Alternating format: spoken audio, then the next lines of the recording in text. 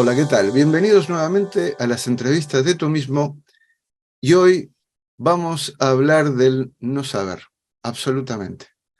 Porque tenemos a nuestro invitado, ahora ya lo estáis viendo en pantalla, Antonio Lozano Domenech. ¿Cómo estás, Antonio? Muy bien, encantado de estar Gracias con por vosotros. recibirnos ahí en tu casa. Ujú. Tú has escrito un magnífico libro, lo debo decir ya de entrada porque es este, tomad nota, La sabiduría del no saber, que es una publicación de Kairos. Actualizar los conocimientos que cambiarán nuestra vida. Antonio, tú eres, para los amigos que no te pueden conocer, algunos, eres doctor en ciencias políticas y sociología, Ujú. has sido consultor, profesor y empresario, Ujú. y tu búsqueda de sentido te ha llevado a ordenarte como monje en el linaje Soto Zen. Y Correcto. acabas de publicar, como hemos dicho anteriormente, este fantástico libro, del Gracias. cual yo tengo muchas preguntas para hacerte. Y vamos a ver cómo nos apañamos, porque merece la pena. Amigos, atención, no os perdáis detalle porque esto nos cambia un poco la perspectiva. Y comienzo primero a preguntarte por este camino tuyo que te llevó a ordenarte como monje zen, y luego al libro. Ese derrotero, ¿cómo se hizo? Bueno, tú sabes, Aurelio, que hay dos tipos de búsquedas, ¿no? La búsqueda exterior, la búsqueda de conocimiento, la búsqueda en el mundo, y luego hay la búsqueda interior, Ujú, la búsqueda, digamos, en la conciencia, ¿no? ujú. Entonces, cuando yo creí completar mi búsqueda en el mundo exterior a través de un recorrido intelectual, a través de formarme, de doctorarme y de mil cosas más, me di cuenta de que faltaba una parte del recorrido. Y era girar la mirada, era volver la mirada de fuera hacia adentro. Ahí inicié el camino del Zen y ese camino durante años, después de años de recorrerlo, me llevó a ordenarme, que de hecho la ordenación como monje es más bien una entrega que cualquier otra cosa, ¿no? Es como un reconocimiento y un agradecimiento a lo que te ha dado la práctica, ¿no? Ujú. Bien, en el libro, y ahora entramos en tema, Sí. hablas y fundamentas esto de por qué el título, La sabiduría del no saber. Has desbrozado 4 realidades: Uh-huh. la física, la social, la económica y la individual, Uh-huh. pero hay una frase que la antecede que nos pone un poco ahí en alerta. Tú afirmas que, y esto es, lo cito textualmente, que el ordenador nodriza de nuestra civilización está pendiente de una actualización. Es un lenguaje súper moderno para las Uh-huh. nuevas generaciones que lo deben entender perfectamente, pero para las viejas, ¿cómo lo dirías? Sí. La mayoría de las personas tenemos creencias obsoletas sobre lo que pensamos que son las características que tienen la realidad física, social, individual, económica, ¿no? La Ujú, ciencia ya ha actualizado esos conocimientos, pero nosotros como civilización no lo hemos instalado dentro de la educación y en los mensajes de los medios. Entonces tenemos una ciencia o unas ciencias que ya tienen un conocimiento actualizado, consolidado, y ujú, tenemos una sociedad que aún funciona con el paradigma del conocimiento, pongo un ejemplo, de la física newtoniana en lugar de la cuántica. Entonces resulta que ujú. nuestra civilización ya tiene el nuevo conocimiento consolidado y aceptado, pero seguimos, el ordenador de esta civilización, en vez de actualizar conocimientos, sigue con los viejos. Sería como si Ujú. tuviéramos un ordenador de última generación funcionando con programas antiguos. Exacto. Hay algo muy curioso que a mí me gusta plantear justamente en estos términos que tú estás hablando, porque tanto se habla de ciencia, Uh-huh. que el método científico tiene limitaciones. Por ejemplo, no puede demostrar que una persona verdaderamente ama a otra. Uh-huh. Sin embargo, es algo que se siente, que es palpable, que podríamos decir es una realidad. Sin embargo, el método científico aquí no puede entrar a confirmar, o es decir, a desmentir o a decir esto es así. Y sin embargo, extraemos el modelo científico del pasado newtoniano para aplicarlo como tiene que ser nuestra vida en el día de hoy, ¿no? Entonces hay un desfasaje, hay un desequilibrio, un desajuste, y seguimos empeñados en eso. Sí, eso sí. ¿Sí? Tú dices que es evidente... Pienso, Aurelio, ¿Sí? ¿Perdón? pienso, Aurelio, que no es por una cuestión gratuita que seguimos empeñados. Es que el nuevo modelo pone patas arriba todo nuestro sistema social y de creencias. Es decir, el nuevo modelo, ya creado por las ciencias, abre las puertas a un nuevo contrato social y una nueva visión del mundo. Entonces, resistimos por prudencia. Es un miedo que tiene una lógica. Es decir, no es una falta de inteligencia en nuestra especie. No, no, no.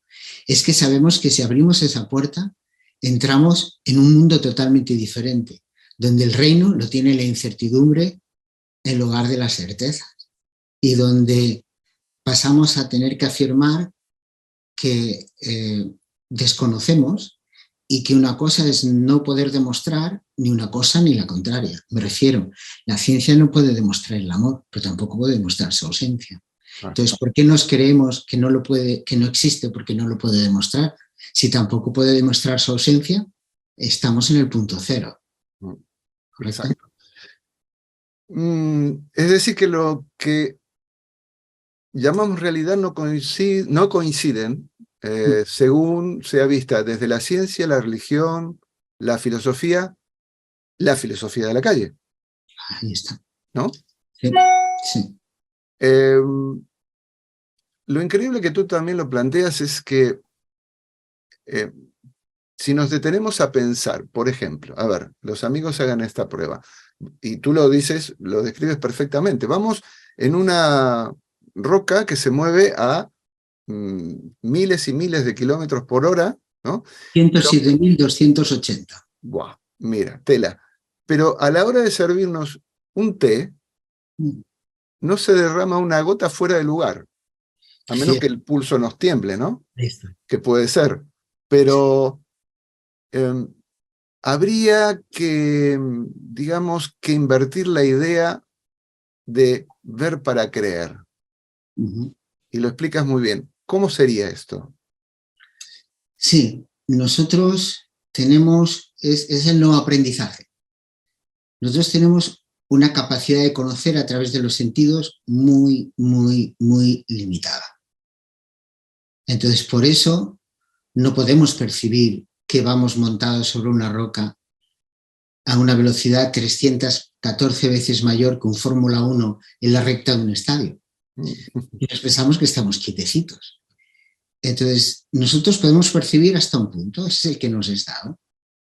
Y debemos aprender a entender que nuestros sentidos no son la herramienta para conocer la realidad física, sino son unos instrumentos para tener una idea aproximada de cuál es nuestro entorno, pero una idea muy, muy, muy limitada, ¿no? Entonces, la suerte es que toda esta información es tan fácil de contrastar como entrar en Google. Es decir, que no hay que ir al último libro escondido en las cavernas de la biblioteca del CERN. No, entras en Google y dices, ¿a qué velocidad va la Tierra tal cual? Y ya no he entrado a qué velocidad van las galaxias, pero entonces entramos en 900 y algo mil kilómetros, que es la velocidad que cabalga nuestra galaxia.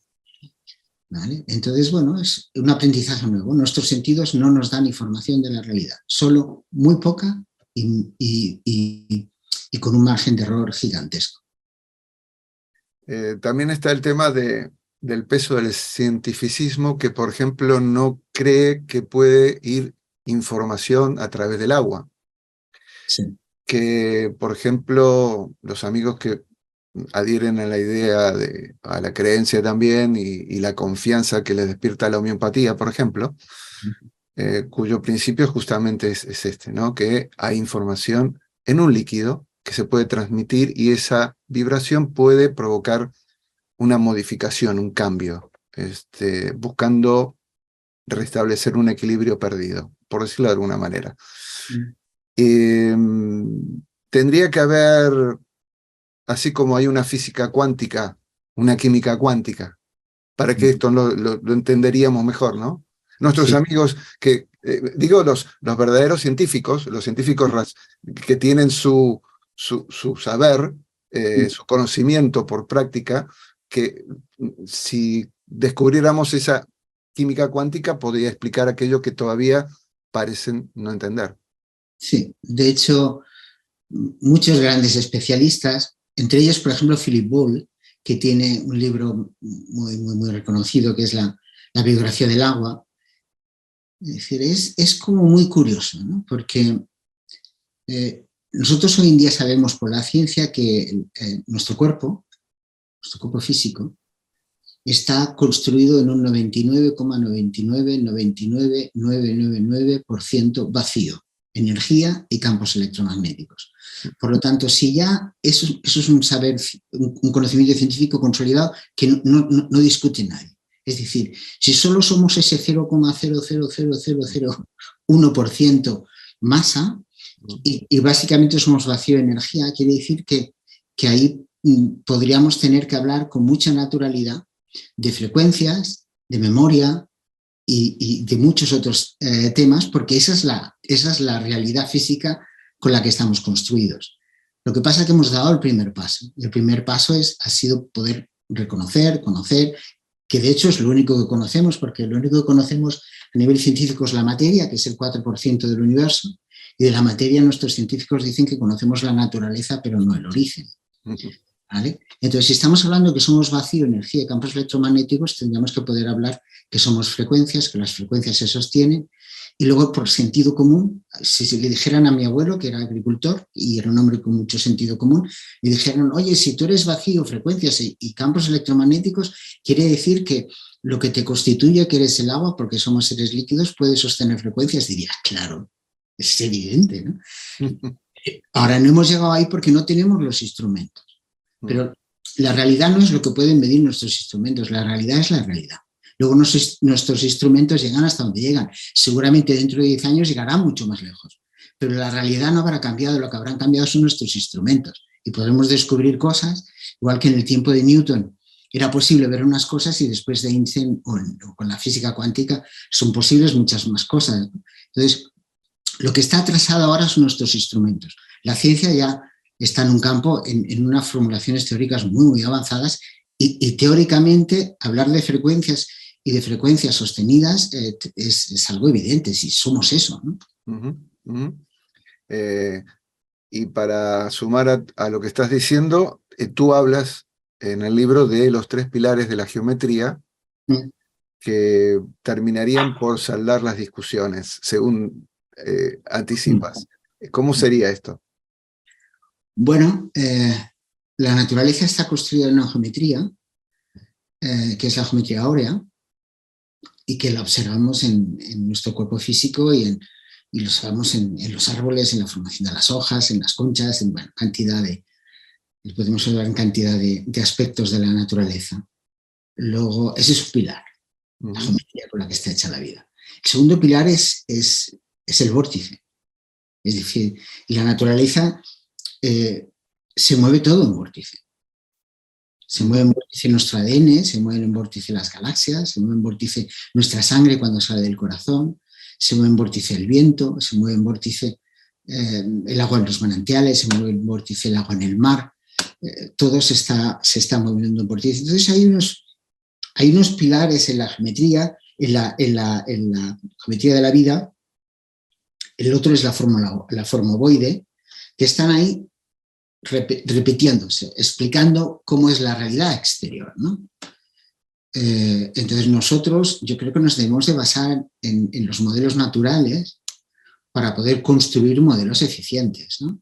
Si la naturaleza después de 4.500 millones de años ha decidido que las cosas más precisas se construyan de una determinada manera, vamos a desaprovechar ese laboratorio de I+D. No tendría mucho sentido, no habría mucha racionalidad allí. Si después de 4.500 millones de años la mayoría de los seres humanos, de los seres vivientes se reproducen con ovoides, incluso los humanos, que las semillas están en los testículos, en los óvulos, todos son ovoides, vamos a desechar eso como el contenedor más eficiente, vamos a desechar el movimiento de vórtice como el movimiento más eficiente. Entonces, la invitación es a volver la mirada ahí, ¿no?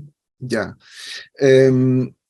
Hablas de dos elementos decisorios en cuanto a cómo incorporamos nuestras creencias, cómo las hacemos nuestras, y la llevamos luego aplicándola rigurosamente en nuestras decisiones, en las formas de pensar, etc.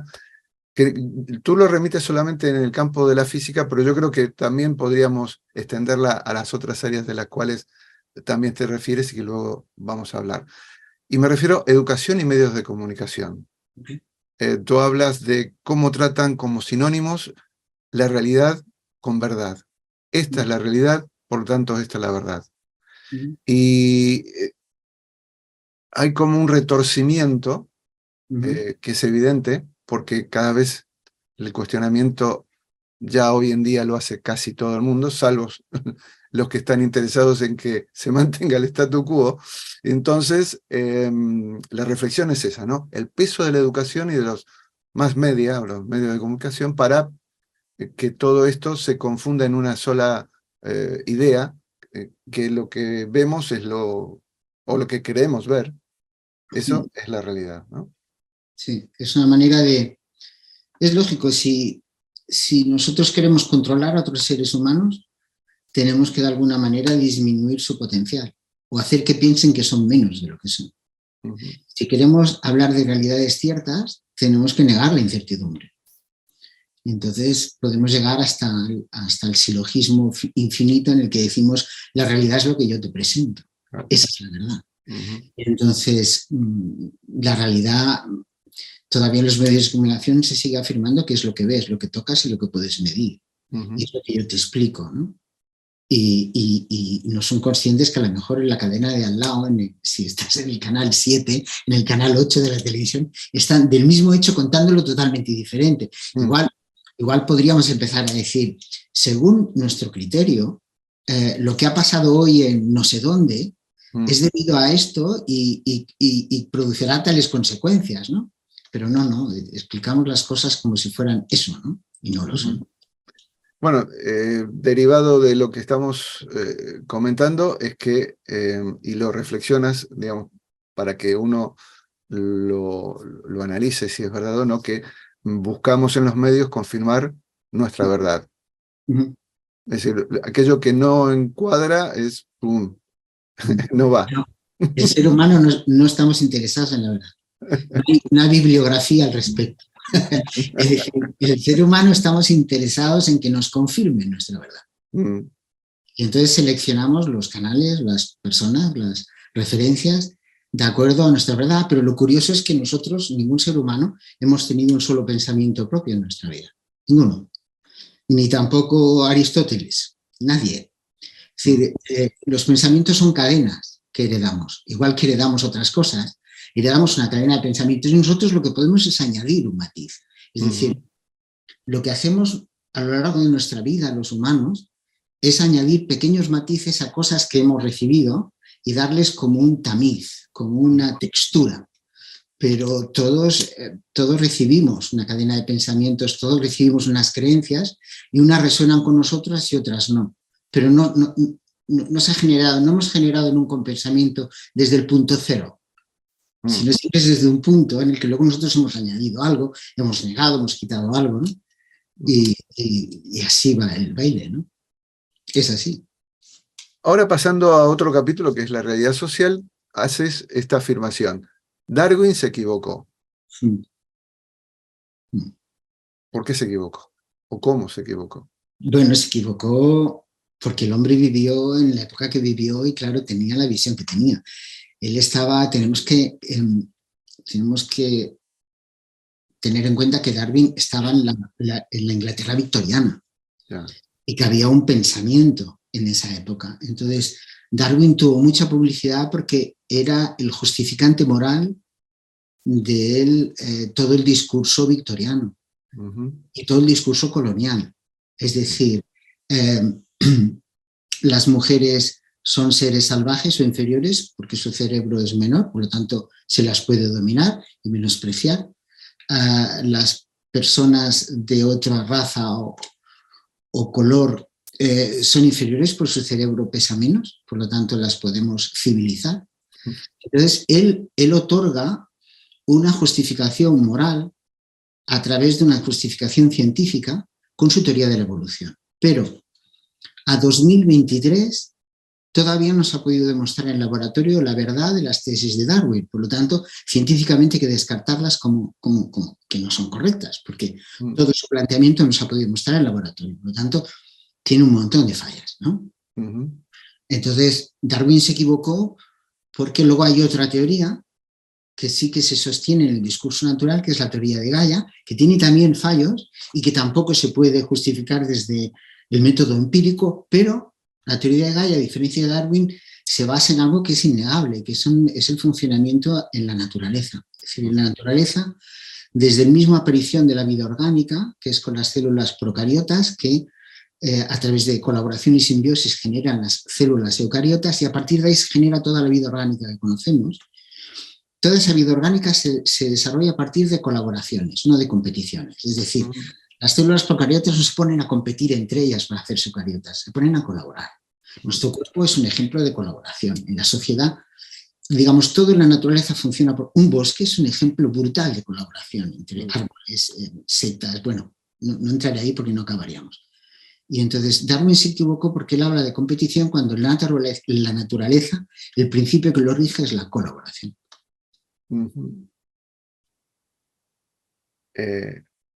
Claro, lo dices claramente. Lo que decía Darwin no solamente impactó en el mundo científico, sino que se trasladó al mundo político, al mundo social, al mundo incluso de la moral, ¿no? Sí, sí, absolutamente. Entonces, ese peso, cuyas derivaciones creo que aún, bueno, tú lo has dicho, ¿no? Algún sigue por ahí coreteando, y bueno, esperemos en algún momento que cambien, seguramente lo harán.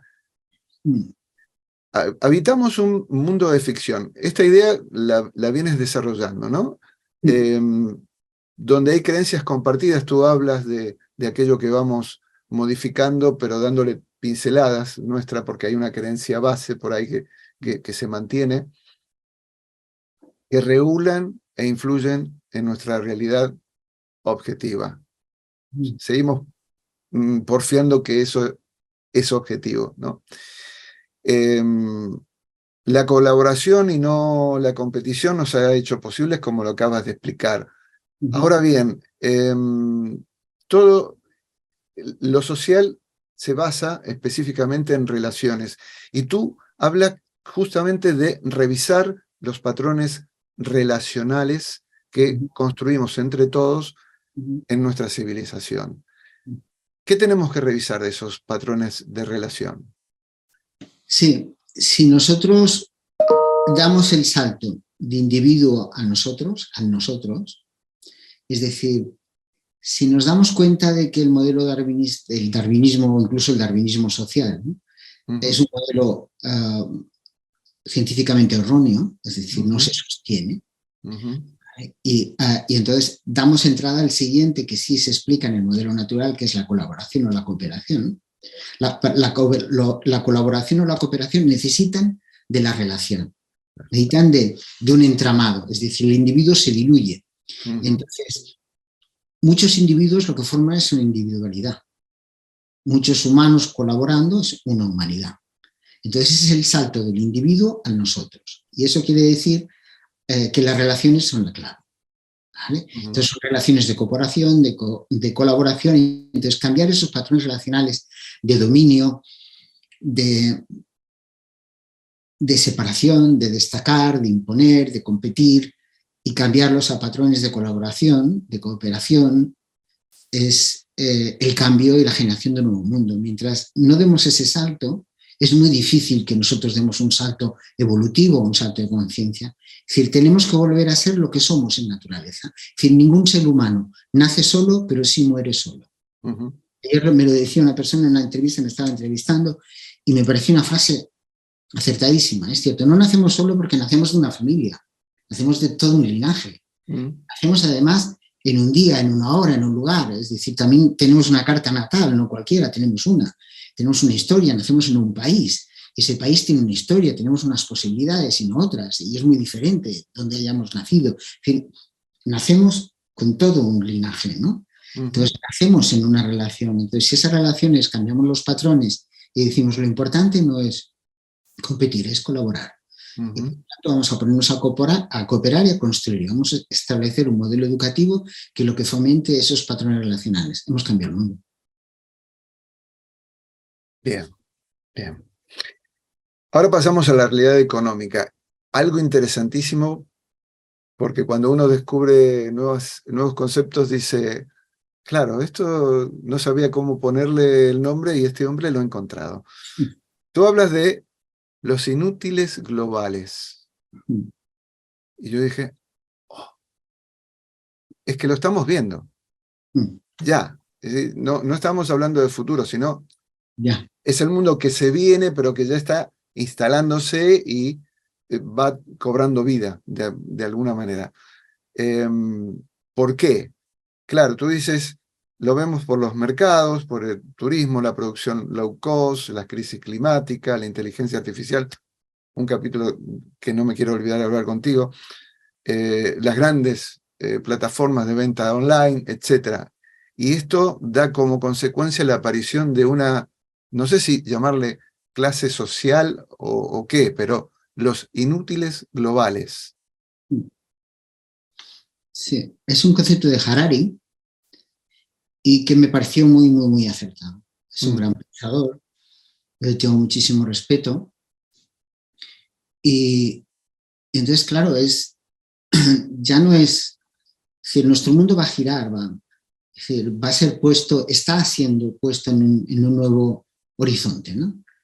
Y todo lo que conocemos acerca de lo que es el mercado del trabajo, lo que son las profesiones, lo que es la vida laboral, lo que son las relaciones laborales, todo eso es, digamos, están haciendo un modelo totalmente diferente. En ese modelo, los humanos vamos a poder jugar solamente, de hecho, como profesionales, un papel, pues yo qué sé, como el tuyo. Tú estás ahora conversando conmigo y mañana será con otra persona estás acercando a muchas otras personas contenidos. Es decir, estás encargándote de crear networks y dar un valor añadido o lo que tiene que ver con la atención, con las relaciones personales, con el no hacer nada, por ejemplo.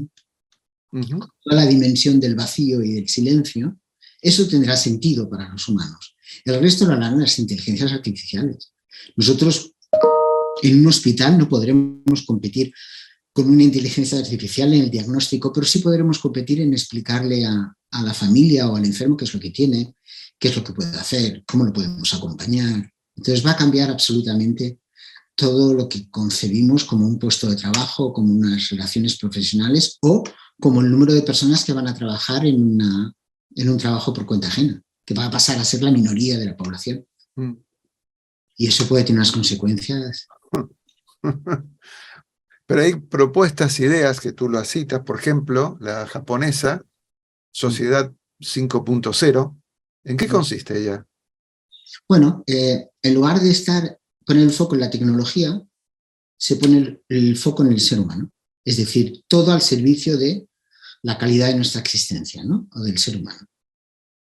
Y entonces la tecnología se utiliza para que nosotros tengamos automatizados muchos procesos y podamos dedicarnos a cosas como mucho más, digamos, así, entre comillas, refinadas o más filosóficas o más de calidad de vida, ¿no?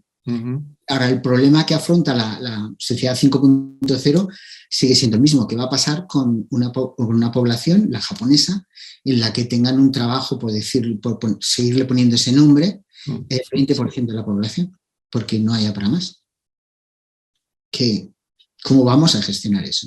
Y eso es aquí, no estamos hablando de 30 años, está llegando está a lomos de los caballos. Es decir, el otro día salía un CEO que fue nombrado una inteligencia artificial de una empresa que tiene una capitalización de 1.000 millones, o sea que no es una empresa familiar, y había aumentado un 10% su valor en bolsa después de un año de ser gestionado por una inteligencia artificial. Estamos ahí, ¿eh? Estamos ahí, estamos ahí. Bueno, y pasamos a la realidad individual, que tú dices es emocional Mm, y no consciente. mm, Somos seres emocionales, sí. creemos ser seres racionales, pero eh, si se ponen a competir la razón con la emoción, ¿no? Mm. Veamos quién gana. Y ahí nos daremos cuenta qué tipo de seres somos, por decirlo de alguna forma, ¿no? Debemos imaginar a nuestro cerebro de una forma más realista.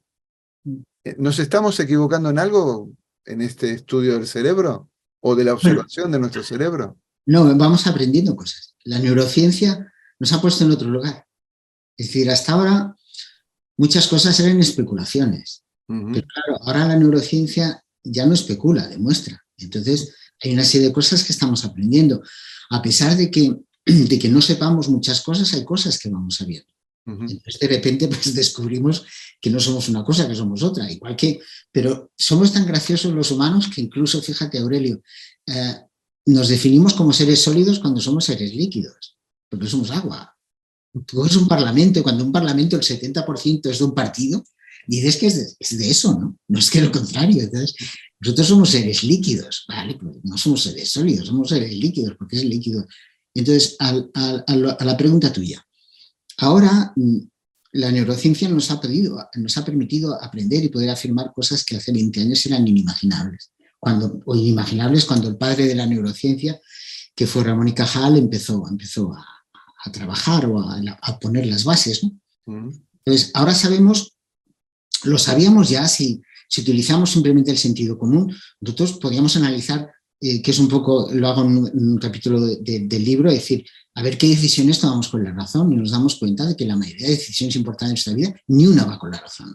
Entonces, de hecho, antes de la neurociencia, el sentido común, si te ponías a analizar, te llevaba, ¿no? Es decir, va con la emoción, va todo a golpe de las neuronas que tenemos en los intestinos, que son muchas, por cierto. Exactamente 500 millones. Entonces, donde nos ha colocado la neurociencia es decirnos, mirad, aprendemos los principales activadores e inhibidores del aprendizaje y de la conducta son las emociones, no la cognición.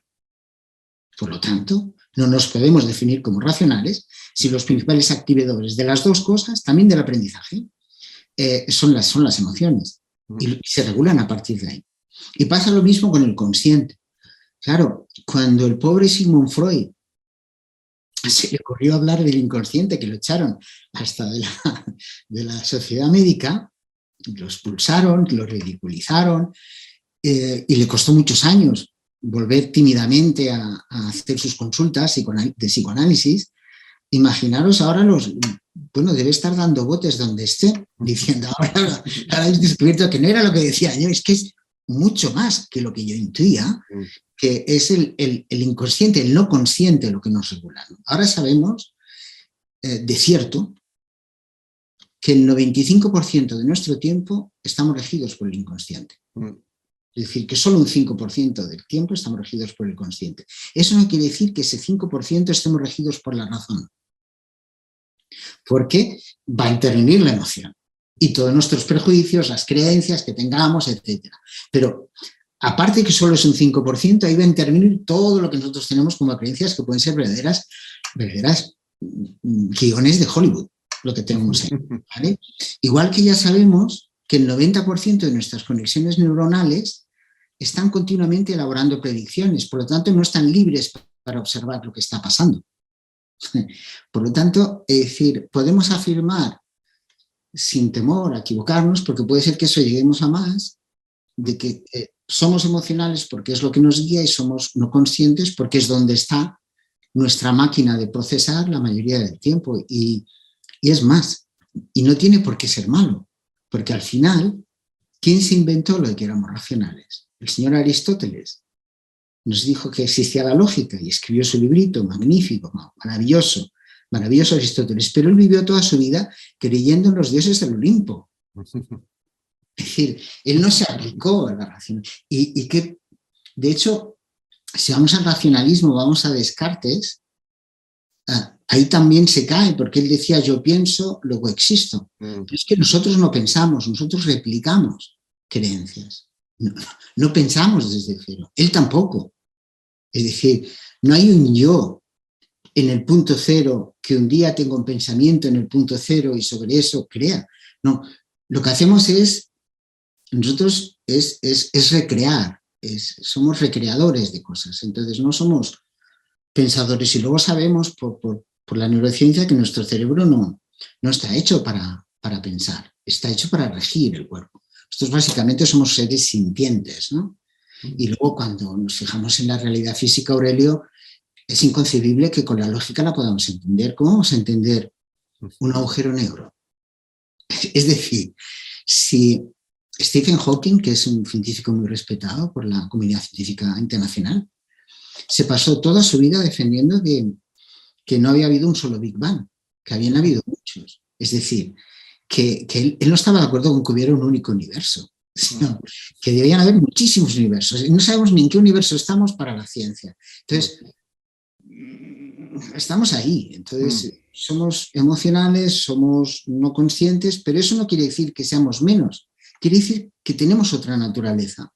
Y un poco lo que yo intento en el libro, Aurelio, es decir, démonos cuenta que tenemos muchas grandezas a las que no le hemos hecho caso. Y nos hemos puesto a aplicarnos de una manera que no necesariamente son nuestras grandezas. Puede ser que nuestras grandezas las podamos descubrir a partir de descubrir que la ciencia está en un lugar ahora mismo muy cercano a la mística y que estamos en un punto de conocimiento maravilloso y nuevo, y a partir de descubrir que ese punto se acepta el que no sabemos, pero también se hablan de otras nuevas grandezas, como por ejemplo la conciencia más allá del pensamiento. Igual nuestra grandeza no está en la conciencia, como hemos dicho en los últimos siglos. Nuestra grandeza y nuestra diferencia está en la conciencia más allá de los pensamientos, que es donde la inteligencia artificial nunca podrá competir con nosotros. Porque en la conciencia más allá del pensamiento no hay un propósito, no hay un objetivo, está el vacío. Y eso es una dimensión en la que el ser humano puede entrar. Esa es nuestra singularidad. No entrará una máquina ahí, porque la máquina tiene un propósito, tiene un programa. Y nosotros, cuando damos el salto, entramos en el vacío donde no hay programa y donde está todo al alcance. Y entonces un poco el libro lo que intenta decir es redimensionemos y démonos cuenta de nuestras grandezas que igual están colocadas en otros lugares y son enormes. Y no aceptéis una explicación tan simplista de vosotros mismos y de la vida que os rodea, porque eso ya no se sostiene, no lo sostiene ni la ciencia. Entonces yo he querido entrar al corazón a través de la mente, diciendo, señores, lo que creemos, la ciencia no lo sostiene. Si queremos ser científicos, tenemos que colocarnos ahí. Cuando nos colocamos ahí, estamos de pleno en la mística. Y eso es lo que es el lugar, es el puerto al que lleva el libro, ¿no? Sí, y mientras ibas desglosando a las respuestas de muchas preguntas que tenía preparado. Ay, lo siento. No, que va. Has hecho una filigrana perfecta. Yo pensaba primero, has explicado magníficamente lo que desde la metáfora se decía siempre desde las tradiciones orientales, es que están dormidos, hay que despertar, ¿no? Eso por un lado. Luego de la inteligencia artificial. Claro, tú dices, la inteligencia artificial nos conduce a replantear nuestra relación con la vida, justamente porque somos seres únicos. No estamos hechos para producir, no estamos hechos para cumplir expectativas que ni son nuestras ni podemos delegar en otros, ¿no? Esto de que somos, bueno, lo dijiste de otra manera, no somos seres, luego, yo pienso, ¿no? Luego existo, sino yo recolecto, tú lo dices así, de esa manera, somos recolectores. Antes te iba a preguntar también en cuanto a las relaciones, creemos que lo que nos hace más felices es el dinero y la fama, y sin embargo son las relaciones. Sí. Somos infinitamente más felices en nuestras relaciones. con nuestra familia, con nuestros amigos, en nuestro entorno, incluso con el medio natural que nos puede rodear. Esa es la felicidad, ¿no? Y no tener una cuenta bancaria que nos puede tranquilizar, claro, pero no te hace más feliz. ¿No? Um, Ayer salía Aurelio, creo que fue ayer, La Vanguardia del País, un artículo sobre el estudio de Harvard que está citado en el libro, que llevan 80 años con ese estudio sobre la felicidad y donde se afirma, está en el capítulo de la realidad individual, se afirma que la relación es la clave de la felicidad. Y ayer salían todos los diarios porque se cumplieron los 80 años y Harvard ha sacado un libro al respecto de eso. Bien, tomamos nota. Hay también un tema que siempre cuando yo iba a alguna charla preguntaba, porque es inevitable. Libre albedrío sí, libre albedrío no. Y tú eres tajante. Y dices... Bueno, pobre de mí. Sí, en el libro casi no hay ni una opinión mía. Es decir, uno de mis esfuerzos con el libro ha sido que el lenguaje sea muy asequible, que pueda leer cualquier persona en cualquier nivel cultural. Es decir, un nivel cultural básico a una persona, a un científico, es igual, lo puede leer y lo puede entender. Y entonces lo que yo hago es sostener todo un discurso que tiene una finalidad que trasciende a la ciencia y que se acerca mucho más a la conciencia, pero que se apoya en la ciencia, todo el libro está apoyado en la ciencia.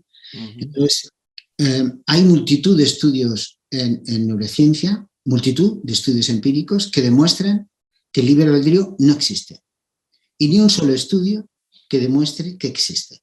Entonces yo lo que hago es remitirme a la neurociencia, porque hay un gran debate. Este es un tema que cuando yo estaba escribiendo el libro, pues me reunía con amigos míos, pues compañeros de pensamiento algunos, otros, gente intelectual muy potente, pero con pensamiento diferente al mío para un poco contrastar, ¿no? Era un tema que provocaba verdaderas confrontaciones, ¿no? Y entonces, claro, es un tema que duele mucho. A mí me dolió cuando lo descubrí, me dolió mucho, yo lo negué un tiempo. Y entonces yo lo que hago es decir, me apoyo en los estudios que empezó Benjamin Libet en California en los 60 y se han ido desarrollando por parte de muchos científicos después, y es que hay muchísimos que argumentan con pruebas empíricas en decenas y decenas de laboratorios reconocidos de que el libre albedrío es imposible porque no existe el libre albedrío a nivel del sistema nervioso central y periférico. Es decir, ni tan siquiera el movimiento de nuestro cuerpo es voluntario. Es decir, el movimiento se produce antes de que el cerebro reconozca la señal. Entonces, pues, claro, el libre albedrío es un poco, Aurelio, como la teoría de la evolución de Darwin. Es un argumento moral perfecto para sostener un determinado status quo. Si yo hablo de libre albedrío, hablo del individuo. Y entonces puedo montar un sistema basado en el individuo y en que todos lo podemos, que podemos llegar a cualquier sitio, que nuestra vida es una hoja en blanco, que cualquiera puede llegar a donde sea y entonces que en realidad hay igualdad de oportunidades. Eso sostiene un sistema. Cuando hablas de destino compartido, cuando tú hablas de que no existe el libre albedrío, bueno, lo dice la ciencia, yo lo digo, hay un discurso que se cae. Y entonces tienes que empezar a darte cuenta, por ejemplo, la procedencia social de la gente que llena las cárceles de todo el mundo. O quién está arriba en la pirámide, fuera de algunos esporádicos que se cuelan. Es decir, pero sobre todo lo que yo hago es sostenerlo desde la ciencia. Entonces, alguien puede decir, no, pero tú lo dices, lo dirán todos los científicos, pero yo creo en el libre albedrío. Perfecto, créelo, pero por lo menos ya hay un paso. No puedes decir que eso está por demostrar o que la ciencia dice o no dice. Es un discurso que se queda en discurso. Yo por eso pongo el ejemplo de que a mí me dolió mucho cuando lo descubrí, lo negué y después descubrí que el entrar en la no existencia del libre albedrío abre realmente nuestra humanidad, nuestra compasión, nuestra tolerancia. Me hace más fácil verme no diferente a ti, no diferente a cualquiera. Me hace más agradecido, así nacido en Europa y tengo una serie de posibilidades, nací en otro lugar y, por ejemplo, pues tengo unas posibilidades muy limitadas, ¿no? Entonces, pero que no son afirmaciones mías, El tema es si todo está determinado, Eso ya. entonces, ¿qué hacemos? ¿O no hacemos? ¿Qué hace un surfista en la playa? ¿Qué hace Surfea. un surfista? Sí, sí. Sale con su tabla y llena las playas, ¿eh?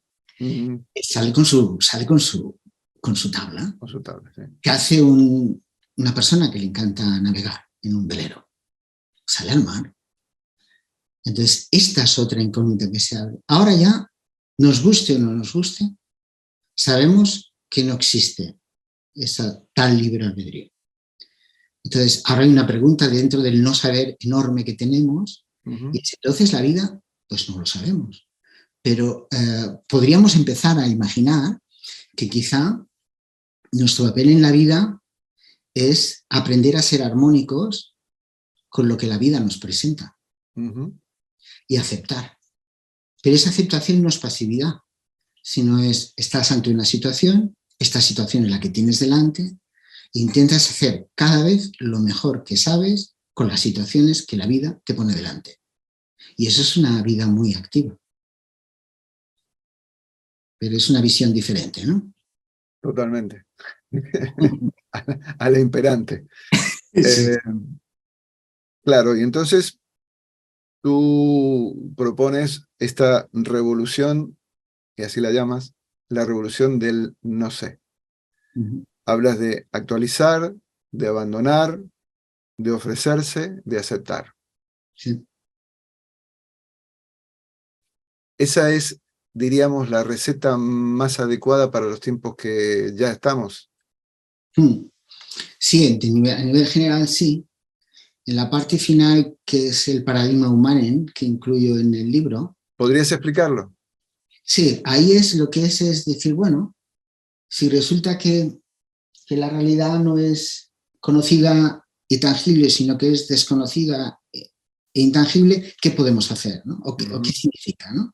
Entonces eso tiene una serie de implicaciones en nuestra manera de ver el mundo, en nuestra manera de ver lo que es real, en nuestra manera de ver lo que es nuestra salud, por ejemplo, ¿no? Antes lo hablaba hasta el inicio, ¿no? Nuestra manera de ver la manera de mantener una buena salud, la manera de alimentarnos, la manera de ver el agua, que es nuestro constitutivo principal. El alimento principal que ingerimos un humano es agua. Entonces, si tenemos que empezar a cuidar nuestra salud, tenemos que empezar por cuidar nuestra agua. Porque somos un 70% agua y no un 70% tofu. ¿Vale? Entonces, tenemos que empezar por ahí. ¿Y qué agua bebemos? Entonces, bueno, si la naturaleza mueve el agua en vórtice, entonces quizá deberíamos beber un agua dinamizada o deberíamos, es decir, hay una serie de consecuencias que están detalladas en la realidad física, en la realidad social, pues igual, si resulta que es, en lugar de ser cierta y objetiva, es arbitraria y manipulable, entonces significa que podemos ser más tolerantes al saber que nosotros funcionamos con arbitrarios culturales, que no existe la verdad universal.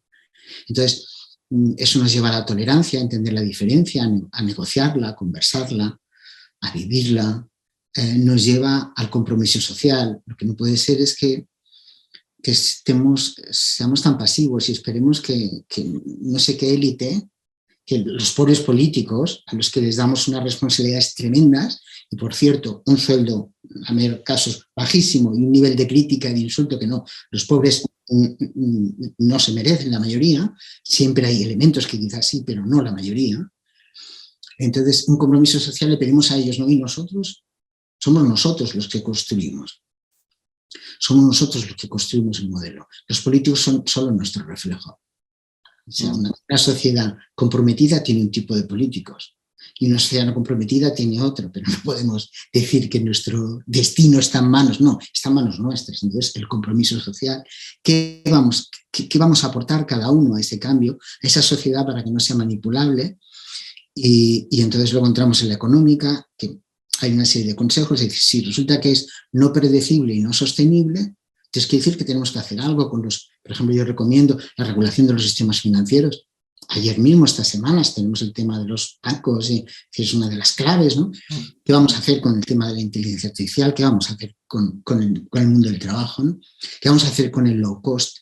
¿Qué vamos a hacer todos con esta locura de viajes y de moverse y de ser sostenibles o no, o de comprar cosas baratas, ¿no? Entonces, ¿qué es lo que nosotros podemos hacer, ¿no?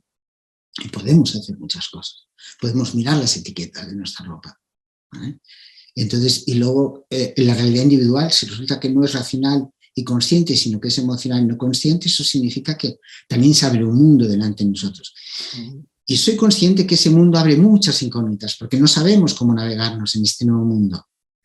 Pero el perfume es muy hermoso. El perfume de ese mundo desconocido es muy hermoso, es muy humano, es muy como nosotros, ¿no?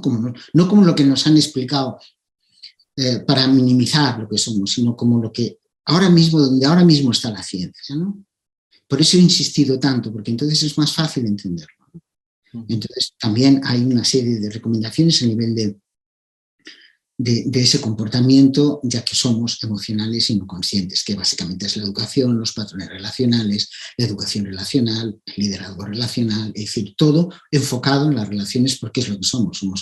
Somos básicamente seres relacionales. De hecho, la misma evolución es un ejemplo. El Homo sapiens, nosotros somos pequeños y débiles en comparación con los neandertales, y hemos quedado porque tenemos un mundo simbólico potentísimo y porque somos capaces de cooperar. Entonces, está por ahí, ¿no? Entonces, lo que hago ahí en el paradigma humano es dar un poco algunas pinceladas para decir por dónde podría navegarse este mundo desconocido y hermoso en el que estamos, que existe y que igual podemos empezar a vislumbrar y a habitar, ¿no? Muy bien.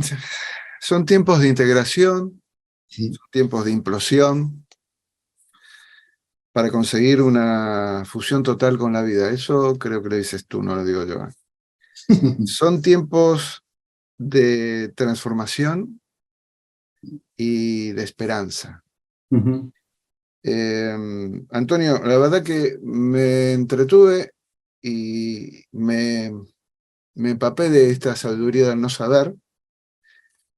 Es cierto, algunos podrán decir, no coincido con esto. Otros dirán, hay una puerta que se abre, hay una oportunidad por explorar. Pero lo interesante es que lo dices con fundamentos, es decir, no lo traes de inspiración de ninguna otra parte que no sea de nuestra propia experiencia a nivel científico, también relacional, etcétera, etcétera. Campeas todas las áreas del conocimiento y de la actividad humana. Lo haces entretenido y la verdad que ha sido un gusto leerte. Y yo se lo recomiendo a los amigos porque realmente vale la pena. Y yo por mi parte no tengo nada más que decir. Si quieres cerrar tú, aprovecha. Bueno, a mí me gustaría dejar un mensaje, y es que quizá la humanidad estamos entrando en la época más hermosa de nuestra historia, ¿no? Aunque ahora no nos lo parezca, ¿no? Y debemos atrevernos a dar ese paso. Pues vamos a ver si nos atrevemos. Ojalá en algún otro momento nos encontremos y digamos, bueno, por lo menos parece que nos vamos atreviendo. Muy bien. Antonio Lozano Domenech, La sabiduría del no saber, de Editorial Kairos, para actualizar los conocimientos que cambiarán nuestra vida. Muchas gracias, Antonio. Gracias a ti, Aurelio. Y a los amigos que nos están viendo, gracias por vuestra compañía. Nos encontramos en la próxima entrevista aquí, en Tú Mismo. Hasta la próxima.